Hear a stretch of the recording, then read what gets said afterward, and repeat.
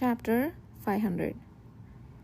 Duke Diarca, Keol's father, was a nobleman to his very core.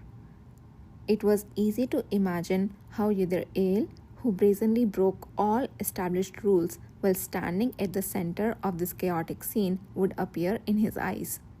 Duke Diarca was generous to capable subordinates who knew their place, but he was not merciful enough to extend the courtesy to those who opposed him. Ordinarily, whether the audacious man engaging in shameless acts with Duke Paleta lived or died by his father's hand would have nothing to do with Keol. He might have even applauded from the sidelines. But for Keol at this moment, he was bound like a chain by an oath. Surely he is not causing all this trouble just to later ask for my help. If the exchange of information was just bait, and he lured me here today for that. Even if he had witnessed a scene so revolting, shocking, and baffling, Keol was also in danger if he sensed Udir's peril and didn't assist. It was madness. Suddenly, a low voice reached Keol's ears as he was trembling with clenched fists. Was his name Udir Ale? For a moment, Keol thought his thoughts had been read and lifted his head.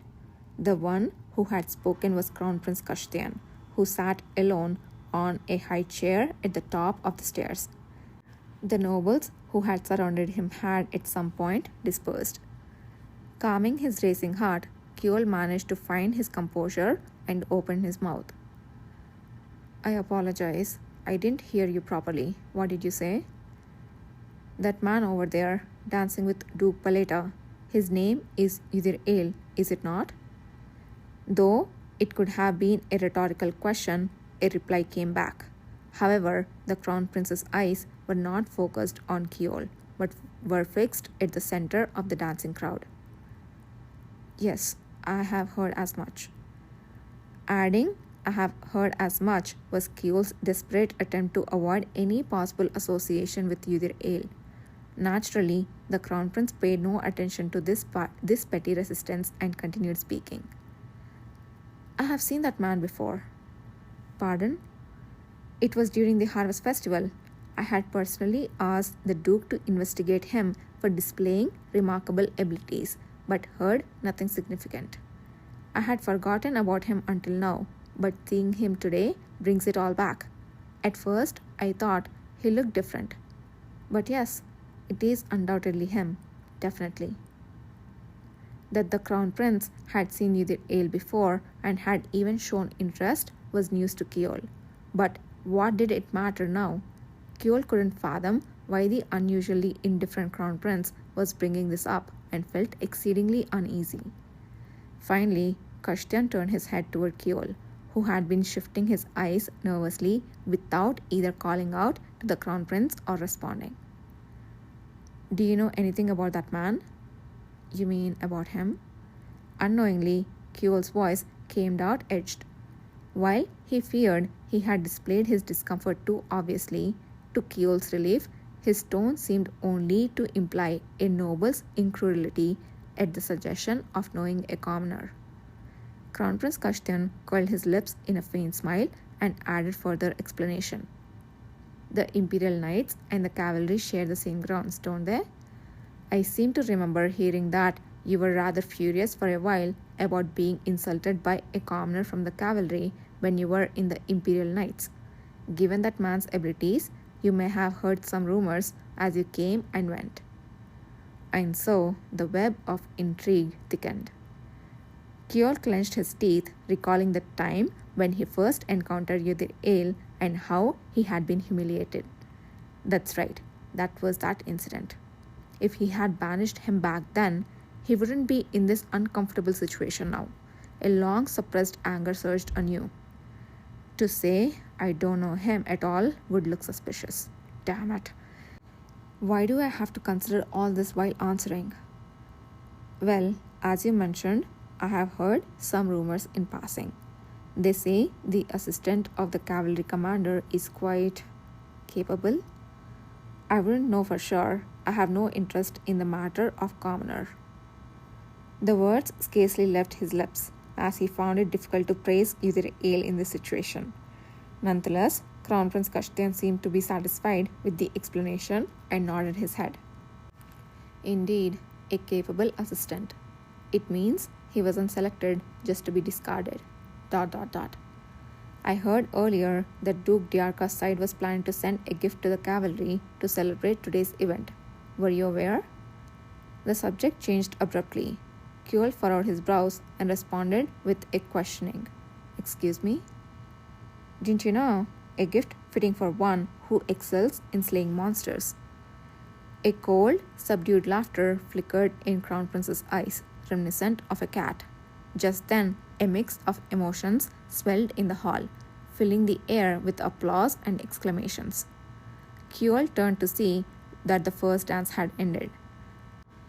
Through the crowd, he glimpsed the back of Udir Ale, swathed in Duke Paleta's red fabric as he completed the final move of the dance.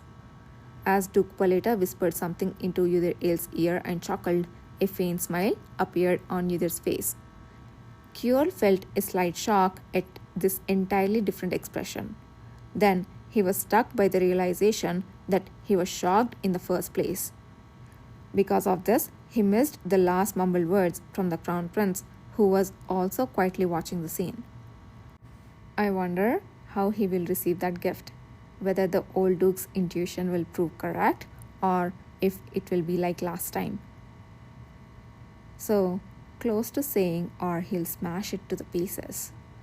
The first dance required the participation of everyone in the cavalry, but starting from the second dance, only those who wished to participate could come forth.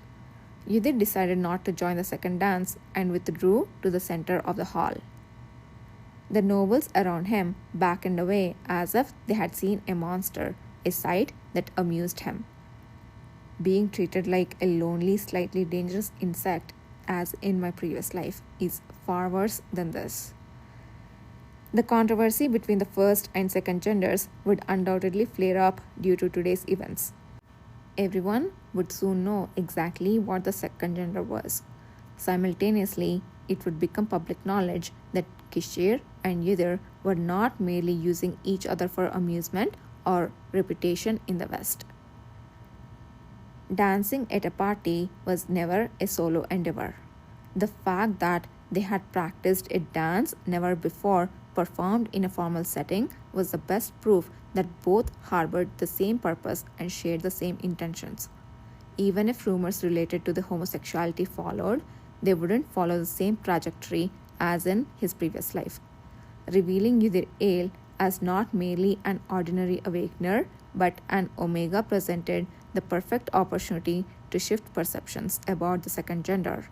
That he was accompanied by Kishir, who was both of imperial blood and an alpha, was nothing short of appropriate. From the beginning, Udir never thought that everything would get better. However, now that a single dance had given him a fresh start, entirely different from his previous life, he was certain he would encounter a future unlike any before. With that, Udir's purpose for this dance had been completely fulfilled. One of the most splendid moments in life has just passed, Kishir softly whispered, standing beside Udir. Did you enjoy it? Yes, me too. Gently responding, Kishir smoothed out the sash around Udir's formal attire. A nearby man in noble garb backed away a little, choking back a strangled sound. Just then, a servant who seemed to have been waiting for the opportunity approached Kishir with an incredibly enigmatic expression and bowed. Your Grace, Duke Paleta, my apologies. His Majesty, the Emperor wishes to speak with you. It's a very urgent matter, so you must go immediately. I see, understood. I will go now. With a face that seemed to say he knew why he was being summoned, Kishir obediently responded. He turned his head and gave Udir a smile. So far, everything has gone as expected. I will go and appease His Majesties for a bit. You can handle the rest. Leave it to me. Good. Kishir, who seemed like he was about to say more, nodded and turned away.